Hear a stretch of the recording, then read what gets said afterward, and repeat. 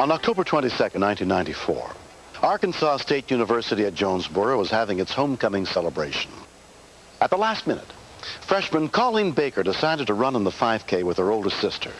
But before the day was over, they found themselves in a personal race against time of a very different sort.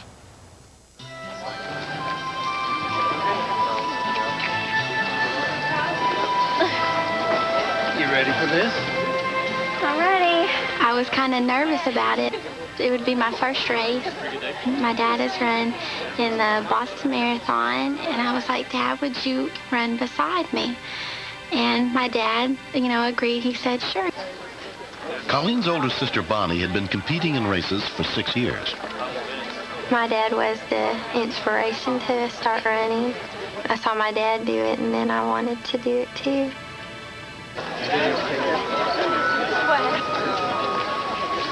12-year-old Stephanie Sherman and her mother Pamela were also running in the race with a friend. 6 months ago. I love running. I run with my mom sometimes, and sometimes I just run by myself. Our relationship,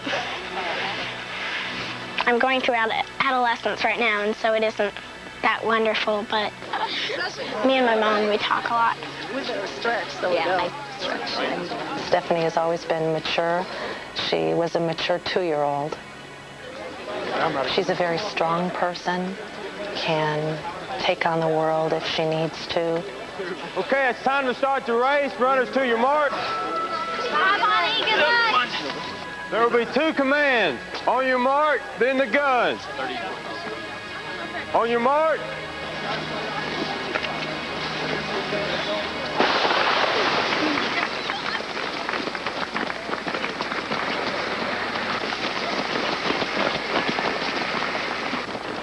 Stephanie has a lot of energy, and so she'll sprint ahead and run with some of the faster runners. Come on, B, let's go. And then she'll tire quickly. I don't think I can make it. And she'll run with me for a while. Do your breathing. And I usually finish last. I'm an ambulance chaser. You feel okay? Yeah. Okay.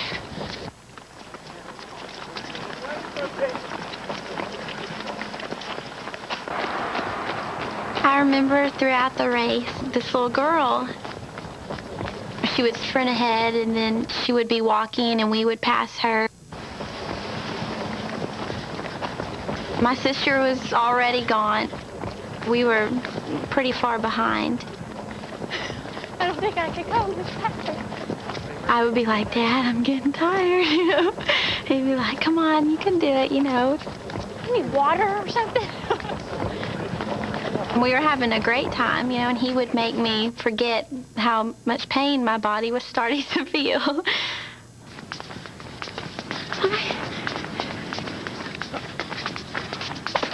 Dad!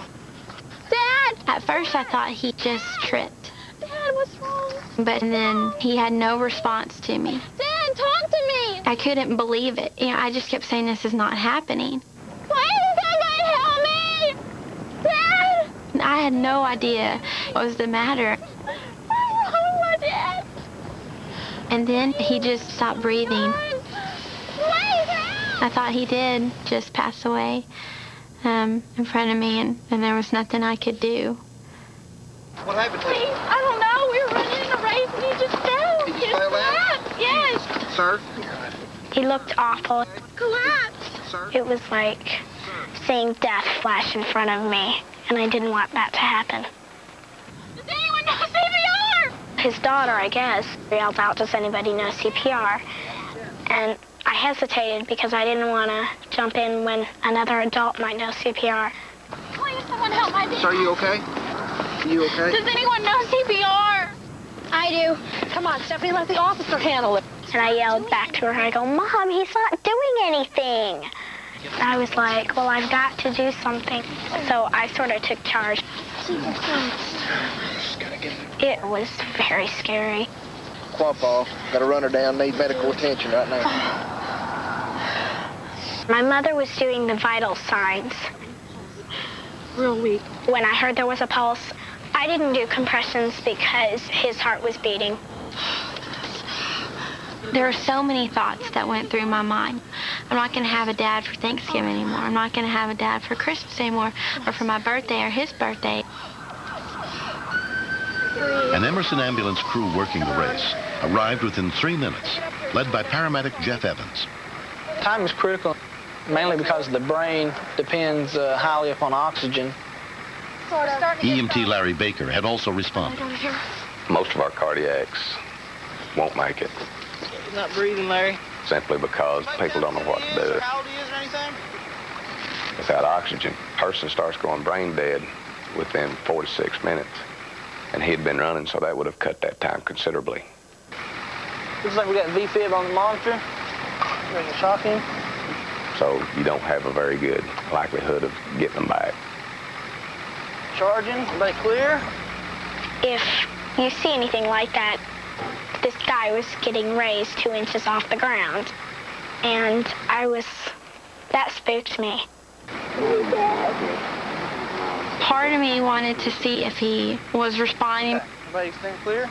But every time I would look, you know, he would just still be on the ground. Elevated. The victim's wife, Pat, had been waiting at the finish line. It just collapsed. When I first arrived on the scene, they just simply said that he had collapsed. Then I heard, we're losing him. And that's when I heard the paddles. I heard that sound. And that was the first point in time when I realized this is serious. When he started breathing on his own, I felt like he had a fighting chance, but that was all I felt like he had.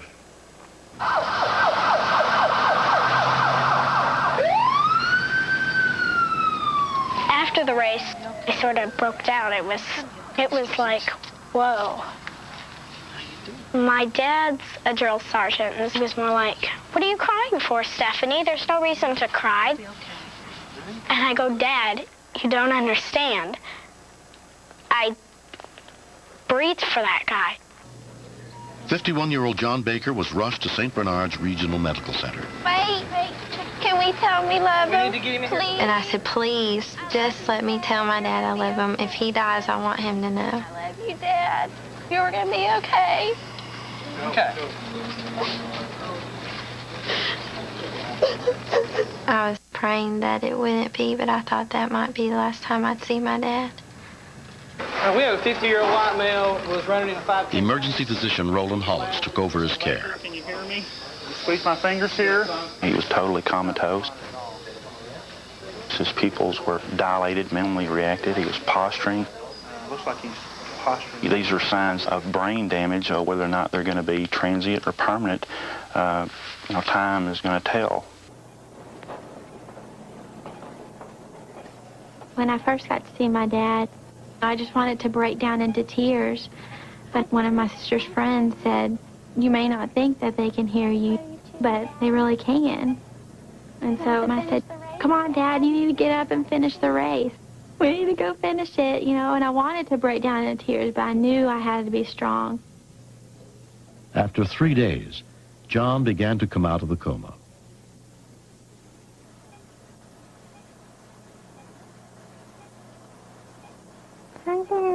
Hi, Dad. When he woke up, he smiled. It made the whole room bright. He just has a way of doing that.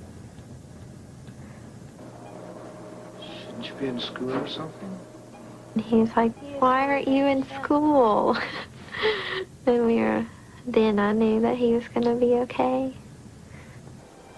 Should I make you think of anybody? 2 months have passed. John underwent a quadruple bypass for the heart disease doctors believe was largely hereditary. When they told me that I had actually had a cardiac arrest, I was very astonished. I was also very happy to realize that I was still alive.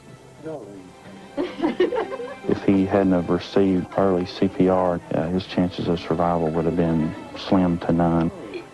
That a 12-year-old girl had the presence of mind to begin a rescue breathing on him, and there's no doubt in my mind that saved his life.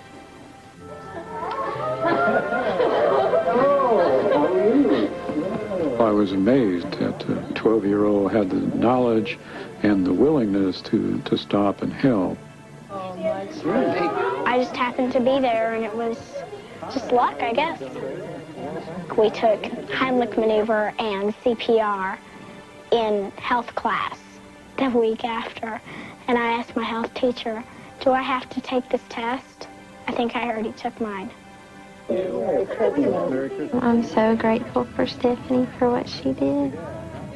My dad used to say that I was his birthday present because I was born on the 28th and his was the 29th. I said, guess what, Dad? This year you're my birthday present. Stephanie, she really is a hero. It doesn't matter what the outcome is, it's that courage to do something and to try to help other people. Stephanie came out of nowhere and said, I know CPR. I just think, you know, she's an angel really in disguise. I like the alive better. That's a better pose.